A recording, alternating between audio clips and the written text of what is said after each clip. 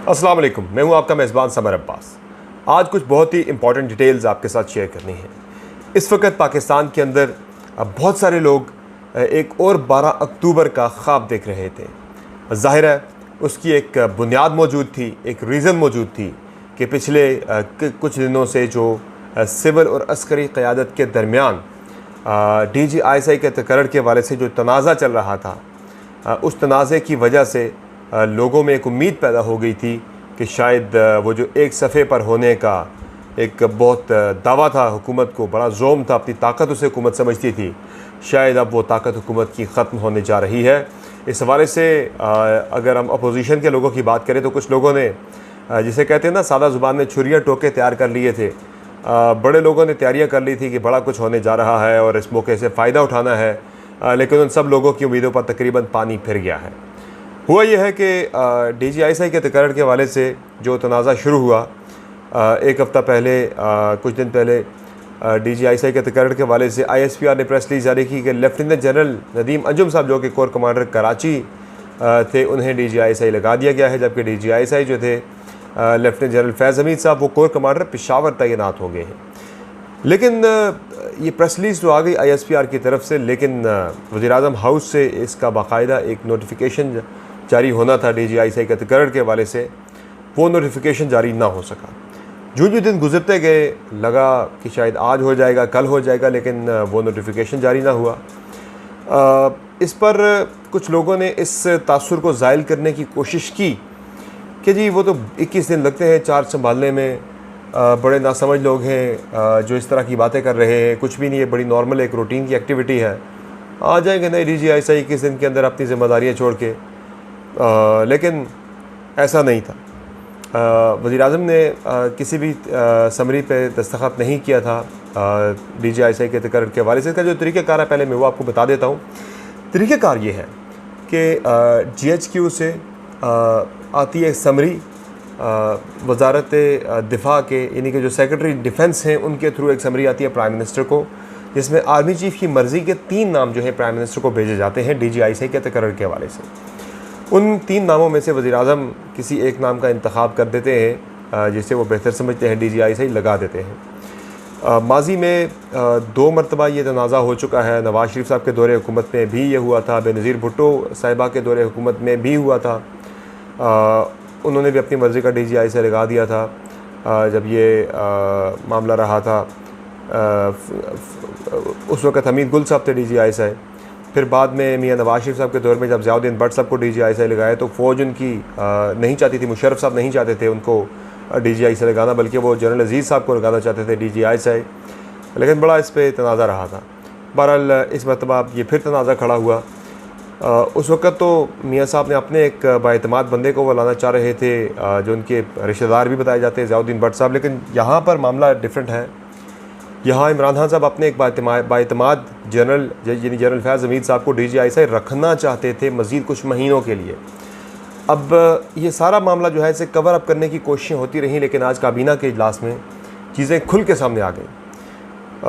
आज काबीना के इजलास में प्राइम मिनिस्टर ने बता दिया कि वो जनरल फैज़ हमीद साहब को मज़ीद 6 माह के लिए DGISI रखना चाहते थे, चूँकि प्राइम मिनिस्टर के नज़दीक अफ़गानिस्तान की जो सूरत हाल है, चूँकि जनरल फैज़ हमीद बराह रास्त डील कर रहे सारे मामलात को, तो इस अहम मौके पर DGISI को तब्दील नहीं करना चाहिए था। लेकिन उनकी मर्ज़ी के बरख़िलाफ़ फ़ौज की तरफ से ये फ़ैसला हो गया DGISI की तब्दीली का, जिस पर प्राइम मिनिस्टर खुश नहीं थे। काफ़ी ज़्यादा ताल्लुकात ख़राब रहे, नाराज़गियाँ रहीं, चपपेच रही इस सारे मामले पर। लेकिन गुज़िश्ता रात यानी सोमवार की रात, सोमवार और मंगल की दरमियानी शब एक तवील मुलाकात हुई वज़ीर-ए-आज़म इमरान खान साहब के दरमियान और जनरल क़मर जावेद बाजवा साहब के दरमियान के, जिसमें ये तमाम मामलात जो हैं वो तय पाए कि अब बाज़ाब्ता एक जो रूट है डिफेंस मिनिस्ट्री का, सेक्रेटरी दिफा के थ्रू समरी आएगी प्राइम मिनिस्टर को, उसमें नाम भेजे जाएंगे और लेफ्टिनेंट जनरल नदीम अंजुम साहब का नाम भी उन 3 नामों में भेजा जाएगा और इन्हीं को शायद दोबारा DGISI तकर्रर किया जाए इनका, लेकिन एक प्रोसीजर के तहत होगा। प्राइम मिनिस्टर नाराज़ थे इस चीज़ पे कि अथॉरिटी मेरी है, ये इख्तियार मेरा है, लेकिन मेरी अथॉरिटी को, मेरे इख्तियार को बाईपास करते हुए किस तरह से फ़ौज ने बराह रास्त DGISI का तकर्र कर दिया, चूँकि DGISI ने रिपोर्ट करना होता है प्राइम मिनिस्टर को। अब क्या सब अच्छा हो गया? सब अच्छा नहीं हुआ, चूँकि इस सारे मामले में प्राइम मिनिस्टर का जिस तरह का बयान भी रिपोर्ट हुआ है काबीना के अंदर से कि मैं जो है किसी के सहारे पर नहीं आया, बल्कि मैं आवाम के वोटों से आया हूँ और मुझे किसी ने मुसल्लत नहीं किया, इस तरह की बातें भी आई हैं, जिससे प्राइम मिनिस्टर का गुस्सा जो है वो अभी भी नज़र आ रहा है कि वो फुली कूल एंड काम जो है वो माहौल नहीं हुआ वज़ीर-ए-आज़म हाउस का। फवाद चौधरी साहब ने तो यह तासुर देने की कोशिश की कि प्राइम मिनिस्टर कोई ऐसा कदम नहीं उठाना चाहते कि जिससे अस्करी क़यादत की किसी किस्म की कोई हो, इंसल्ट हो, उनकी इज़्ज़त वक़ार में कोई कमी आए, और ना ही फ़ौज कोई ऐसा इक़दाम उठाना चाहती है कि जिससे वज़ीर-ए-आज़म के या सिविल हुकूमत के वक़ार में किसी किस्म की कोई कमी आए कि उन पर कोई सवाल उठे। ज़ाहिर है उसमें अब यही होगा कि जो कुछ हुआ उसको ठीक करने की कोशिश की जाएगी, थोड़ी सी प्राइम मिनिस्टर की भी जो कंसर्न्स थे वो दूर किए जाएंगे। लेकिन अब ये फ़ैसला हो चुका है, तय पा चुका है कि फैज़ हमीद साहब दोबारा DGISI फ़िलहाल नहीं बनने जा रहे, वो कोर कमांडर पेशावर ही जा रहे हैं। DGISI जो हैं वो नदीम अंजुम साहब ही होंगे या फिर कोई और आ सकता है, अगर किसी किस्म के कोई और मामलात इसमें ना हुए। कोई और मामलात की जब मैं बात करता हूँ तो वो आप ख़ुद भी समझते हैं कि किस तरह के मामलात हो सकते हैं, किस तरह का असर जो है वो हो सकता है प्राइम मिनिस्टर की फ़ैसला साजी में। उस्मान बुज़दार साहब की मिसाल आप सबके सामने है। मैं इशारे में आपको ये समझा देता हूँ कि इस तरह के मामलात भी हो सकते हैं, इसे किसी सूरत में भी रूल आउट नहीं किया जा सकता। बहरहाल जो भी है, इस सारे तनाज़े में कुछ लोगों ने हाथ धोने की बड़ी कोशिश की।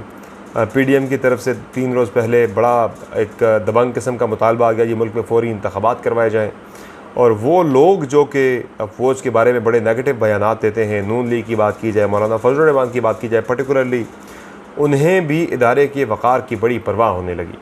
अब ये क्या बताता है? ये सिंपली ये बता रहा है कि कल तक जब उन्हें ये लग रहा था कि इदारा इमरान खान के साथ खड़ा है, ज़ाहिर है मुल्क के वज़ीर-ए-आज़म हैं, माजी में भी फ़ौजें इसी तरह से उनका ये रहा है मौक़िफ़ कि हमने गवर्नमेंट ऑफ द डे के साथ खड़ा होना होता है।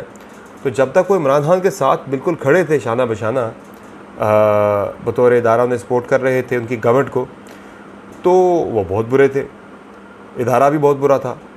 अब जब रिपोर्ट होना शुरू हुई चीज़ें कि खान साहब के ताल्लुकात कुछ ख़राब हो रहे हैं, तो वो इदारा भी बहुत अच्छा हो गया, वो लोग भी बहुत अच्छे हो गए।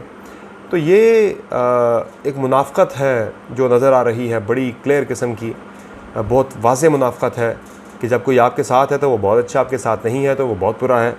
तो वो लोगों ने बेसिकली अपनी CV पेश करना शुरू कर दी थी कि हम भी हैं, हम भी खड़े हैं राहों में, हम भी पड़े हैं राहों में, कुछ हमारी तरफ भी तवज्जो कीजिए, खान के साथ ताल्लुकात ख़राब हो गए हैं तो क्या है, हम मौजूद हैं ना, हम आपके साथ बेहतर अंदाज में चलेंगे। तो फ़ौरन ही लोग अपने आप को मुतबादिल के तौर पर पेश करना शुरू कर देते हैं। ये हुआ पिछले हफ़्ते PDM के जब शहबाज शरीफ साहब की और मौलाना फजल रहमान की मुलाकात के बाद ये हुआ। PDM का इजलास होना था वो नहीं हो सका परवेज़ मलिक साहब की वफ़ात की वजह से।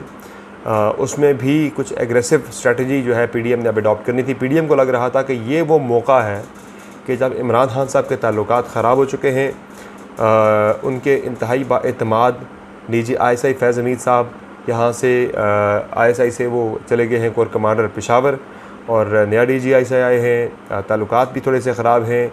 ये मौका है जिसे कैश कराना है, इससे फ़ायदा उठाना है, लेकिन वो शायद अब ना हो सके फ़िल वक्त। लेकिन ये सारा जो तनाज़ा हुआ, मैं इस वाइंड अप इस चीज़ पे करूँगा, ये सारी जो लड़ाई, ये सारा जो तनाज़ा हुआ, इसमें ये तासुर तो दिया जा रहा है कि सब कुछ अच्छा हो गया है, सब कुछ ठीक हो गया है। लेकिन शीशा अगर टूट भी जाए, टूटे हुए शीशे को आप जोड़ भी दें, उसमें दरार जो है वो ज़रूर रह जाती है। ये कुछ जो पिछले हफ्ते हुआ, जो मिसअंडरस्टैंडिंग्स पैदा हुई फ़ौज और हुकूमत के दरमियान, खान साहब के और जनरल बाजवा साहब के दरमियान, शायद वो रिकवर तो हो जाएंगी चीज़ें, लेकिन इसके बड़े दूर रस असरात होंगे पाकिस्तान की सियासत के हवाले से। खान साहब के वो एम्बिशंस जो कि वो मुस्तकबिल के हवाले से रखते हैं, उस पर भी ये चीज़ें असरअंदाज हो सकती हैं। बड़ा कुछ चेंज हो सकता है, बड़ी लोगों की तरजीहात चेंज हो सकती हैं। आने वाले चंद एक माह जो है वो पाकिस्तानी सियासत के लिए बड़े इंपॉर्टेंट होंगे। बड़ा अहम रुख जो है वो पाकिस्तानी सियासत जो है वो बदल सकती है, इख्तियार कर सकती है। ये जो हैपनिंग हुई है, फ़ौरी तौर पर तो शायद ये इसके असरात को बिल्कुल ही तहलील कर दे गवर्नमेंट, नज़र ना आए, लेकिन ये इसका इम्पैक्ट आने वाले दिनों में PTI के ऊपर हमें नज़र आएगा, खान साहब की सियासत पे नज़र आएगा। और जिस तरह से सब अच्छा की चीज़ें रिपोर्ट हो रही हैं, सब अच्छा नहीं है। बैक एंड पे कुछ चीज़ें जो हैं वो नहीं सुलझ सकी हैं। ये मामला पर्टिकुलरली ये स्पेसिफिक केस में तो सुलझ जाएगा, लेकिन वो जो मिसअंडरस्टैंडिंग क्रिएट हो गई है, शायद अब ये हमें दीगर मामलात के अंदर भी आने वाले दिनों में कहीं ना कहीं हमें रिफ़्लेक्ट होती नज़र आएगी। इन तमाम डेवलपमेंट्स पर हम बड़ी क्लोज़ नज़र रखे हुए हैं।